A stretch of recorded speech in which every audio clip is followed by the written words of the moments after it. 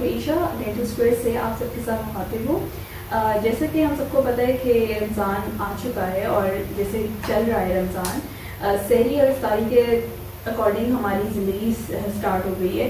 جیسے ہمارے اٹھنے جاگنے کے روٹین بدل گئی ہے, ہمارے کھانے پینے کی روٹین بدل گئی ہے, اسی طرح ہی ہمارے دانتوں کی حفاظت کی بھی روٹین بدلنی چاہیے. ٹھیک ہے, تو جیسے کہ میں آپ کے ساتھ کچھ ٹپس شیئر کرنے لگی ہوں رمضان مبارک اور ہماری ڈینٹل ہیلتھ کے سے ریلیٹڈ, تو آپ اس پہ عمل کیجیے گا تاکہ رمضان میں آپ کسی بھی قسم کے دانتوں کے درد یا دانتوں کے مسئلوں سے دو چار نہ ہوئیے گا. ٹھیک ہے, تو سب سے پہلے دانتوں کی برش کی بات آتی ہے. آپ نے برش کب کرنا ہے؟ آپ نے افطاری کے بعد اور سحری کے بعد, مطلب سحری کرنے کے بعد اور افطاری کے بعد آپ نے برش کر کے سحری کر کے برش کر کے سونا ہے, اور افطاری کے بعد جب آپ افطاری کر لیں تو آپ نے اس کے بعد برش کرنا ہے. ٹھیک ہے, جیسا کہ ہم سب کو پتہ ہے کہ رمضان میں ہمارے گھروں میں میٹھے مشروبات, میٹھی جوس, سوڈا اور بوتلیں, پیپسی وغیرہ اور اس کے علاوہ کھجور بہت زیادہ استعمال کی جاتی ہے.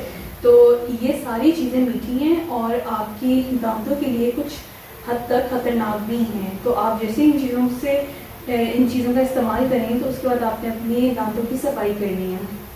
صفائی میں برشنگ آتی ہے, ڈینٹل فلاس آئے گا اور ماؤتھ واش آئے گا. ٹھیک ہے, آپ نے ایک اچھا سا ماؤتھ واش, ایک ڈینٹل فلاس کرنے کا طریقہ یوٹیوب ویڈیوز پہ دیکھ لیجیے گا. آپ لوگ یہاں پر اپنے ڈینٹسٹ سے پوچھ لیجیے گا کہ وہ آپ کو بتا دیں گے کہ کس طرح فلاس کرنا ہے, کس طرح دانتوں کے ہر ایک حصے کو ہم صاف کرنا ہے. ٹھیک ہے, اس کے علاوہ کچھ لوگ جو ہیں وہ رمضان میں ڈینچرز لگاتے ہیں, مصنوعی دانت اتارنے چڑھانے والے. تو ان کے لیے یہ ہے کہ آپ نے جب اتارنے چڑھانے والے دانت استعمال اپنے کرتے ہیں تو ان کو آپ نے اچھے سے صاف کرنا ہے اور رات کو پانی میں ڈپ کر کے سونا ہوگا. ٹھیک ہے, صفائی ان کی کس طرح ہوگی؟ آپ کے ڈینٹسٹ نے آپ کو کوئی اینٹی سیپٹک سولوشن بتایا ہوگا جس سے جراثیم مر سکتے ہیں اس کے.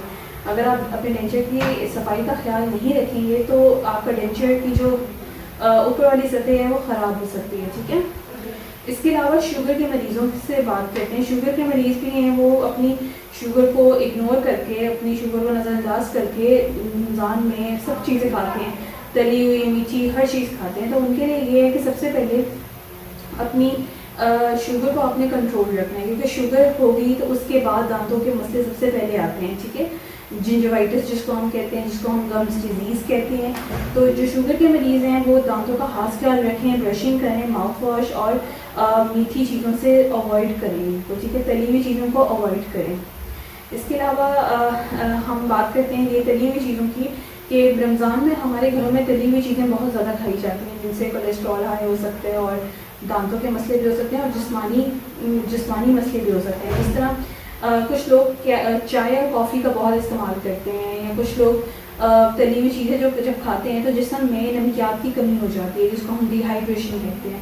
تو رمضان میں آپ نے اپنے آپ کو ڈی ہائیڈریٹ نہیں ہونے دینا, پانی کی کمی بالکل نہیں ہم نے ہونے دینی, ہم نے زیادہ سے زیادہ پانی پینا ہے. اسی کے ساتھ میں اگلی ویڈیو میں آپ کے ساتھ مزید کچھ چیزیں شیئر کروں گی تاکہ آپ کا اور ہمارا رمضان اچھا گزر سکے. Thank you.